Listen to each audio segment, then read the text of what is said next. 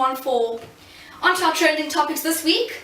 There has been much online debates as to the use of ELF, English Lingua Franca, in other words, World English. Debates rage concerning the use of English in South Africa and consequently the world.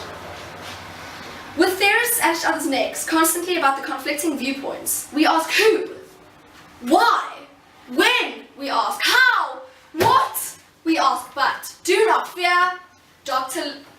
Lingua Frankenstein is here. Dr. Lingua Frankenstein, do tell us how to deal with this phenomena. What does this mean for South Africa going forward? And most importantly, how do we navigate such a linguistic disaster? Well, Alfie, it's first very important to understand what a lingua franca is. It is a language used for communicative purposes between speakers who do not share a common first language. Now, other languages such as Latin and French have fulfilled this function in the past, but nowadays it's generally accepted that it's English that performs this role.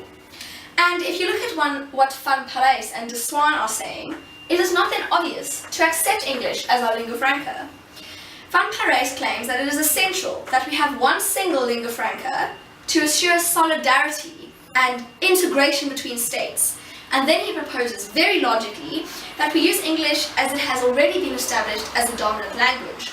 De Swaan claims that more than one language used in the world is pointless. Language is like a tool, and to use more than one tool to do a job is just silly. English is the most logical choice because it is already established as a dominant language in all of the most influential networks. These points, coupled with de Swaan's argument that culture and language can function independently of each other, it is difficult to argue against English as a lingua franca. Well, that's true, Alfie. But there are arguments to the contrary as well. For instance, Phillips. Phillips argues that the spread of English globally does tend to also involve the transmission of Anglo-American values, which can amount to linguistic imperialism. The best way to guard against, yes, imperialism, Alfie, yes. The best way to guard against this is through a multilingual approach. So for Phillips, multilingualism is the name of the game. But the real...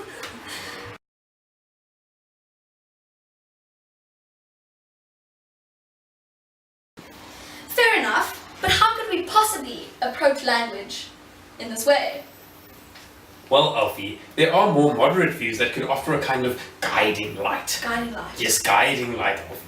For instance, the views of Crystal. Now, Crystal's views are ecologically inspired, and they tell us that what we should do is protect local languages because they're very important for the formation of identity, for preserving history, and they're just plain interesting. We don't want to lose these languages, Alfie, we don't.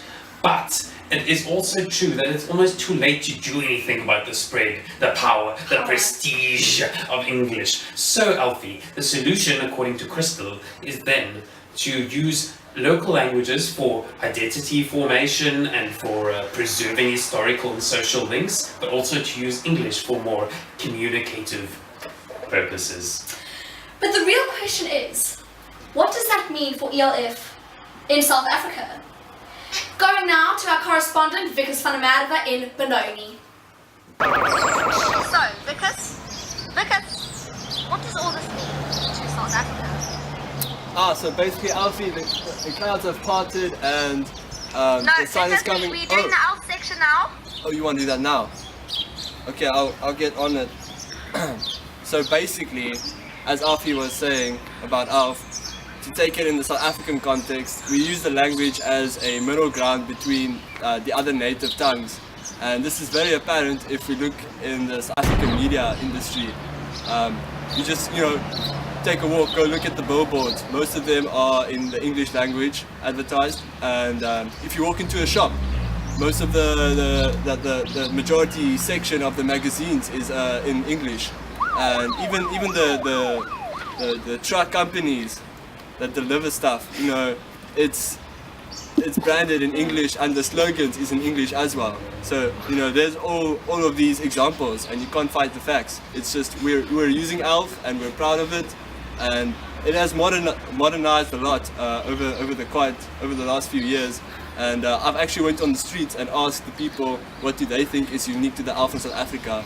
And I got slang such as, how's it, awe, bakkie, braai, shot, eish, yebo, ayopa, now, papsak, biltong, and babalas, and dop, Janje, and that's it. Thank you. Back to you, Alfie. And now over to the tyranny of the prawns in District 9. This